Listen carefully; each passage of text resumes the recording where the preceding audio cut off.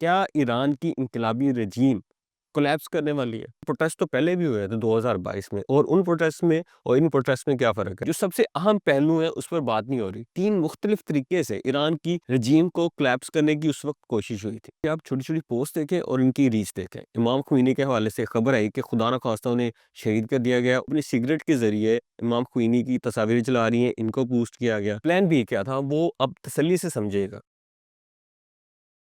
بسم اللہ الرحمن الرحیم، شور ڈیجیٹل کے ساتھ میں ہوں فہیم احمد۔ کیا ایران کی انقلابی رجیم کولیپس کرنے والی ہے؟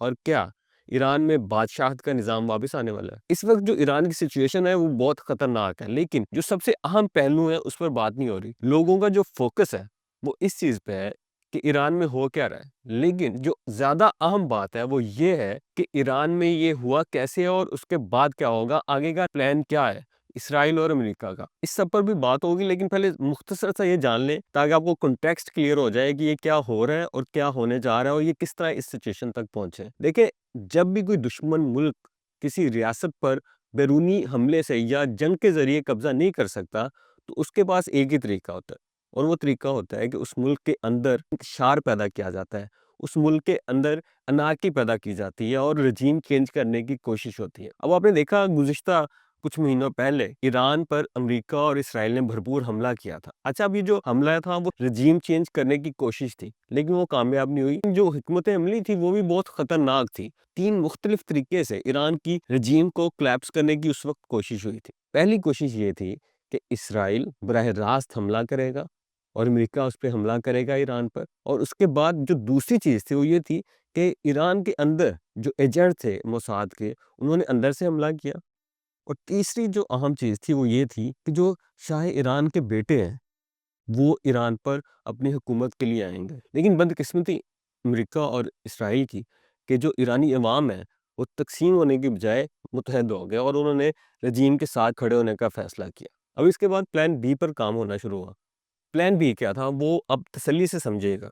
دیکھیں، ہر ملک میں عوام کو حکومت سے شکوے شکایت ہوتے ہیں، مہنگائی کی بنیاد پر، معاشی اعتبار سے بے شمار ریزنز ہوتی ہیں، لیکن جو ملک کے اندر انتشار اور انارکی کا آغاز ہوتا ہے وہ کیسے ہوتا ہے یہ سمجھنا آپ کے لیے بڑا ضروری ہے۔ اس طرح سے ہوتا ہے کہ پہلے ایک چنگاری سلگائی جاتی ہے، پھر اس پہ ایندھن ڈالا جاتا ہے اور اس کے بعد پورے ملک میں پھیلا دیا جاتا ہے۔ ایران کے ساتھ بھی ایسا ہوا ہے۔ یہ جو احتجاج ہے، میں یہ نہیں کہتا کہ ایران میں پرابلمز نہیں ہیں، ایران میں پرابلمز ہیں، ان کی اکانومی کے پرابلمز ہیں، مہنگائی زیادہ ہو گئی ہوئی ہے، وہاں جو ڈالر کے مقابلے میں ان کی کرنسی ہے وہ مزید ویک ہو گئی ہوئی ہے، یہ تاریخی اعتبار سے فیکٹس ہیں۔ لیکن انتشار کی جو ایک چنگاری تھی وہ کیسے اس کا آغاز ہوا؟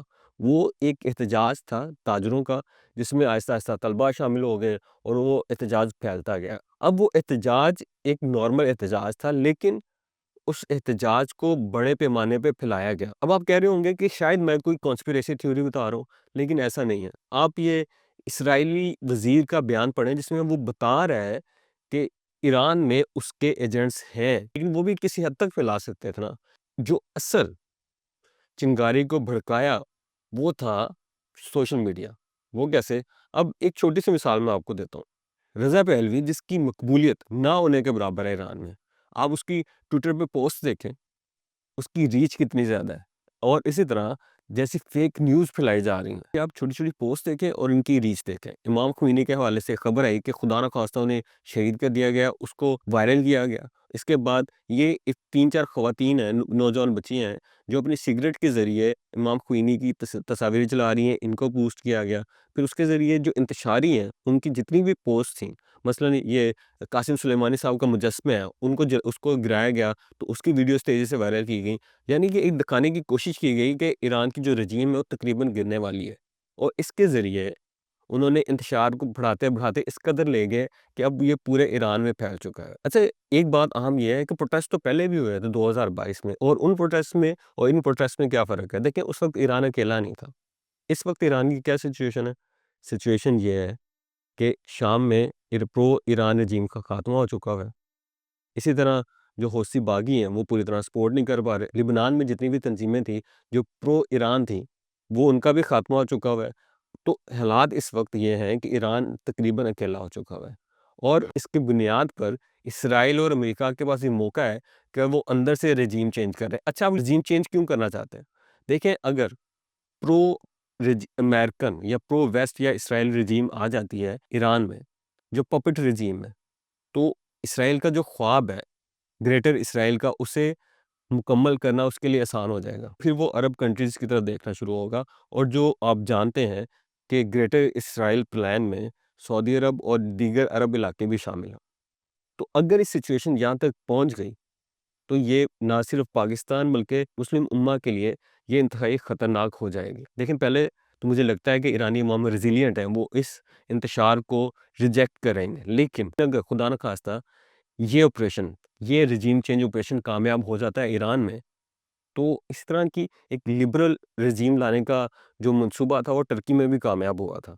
اور اس کے بعد جو حال ہوا تھا ٹرکی کا وہ ہم سب کے سامنے ہے.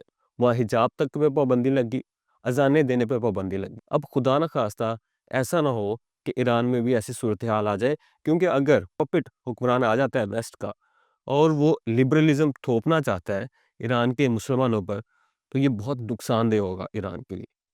ہمیں سب کو ایران کے لیے دعا کرنی چاہیے کہ اللہ وہاں حالات سازگار کرے، نارمل کرے، اور وہاں کی سچویشن بہتر ہو جائے. یہ کچھ حقائق تھے جو آپ کے سامنے رکھنے تھے. انشاءاللہ اگلی ویڈیو کے ساتھ دوبارہ حاضر ہوں گا. اپنا خیال رکھیے گا. اللہ حافظ.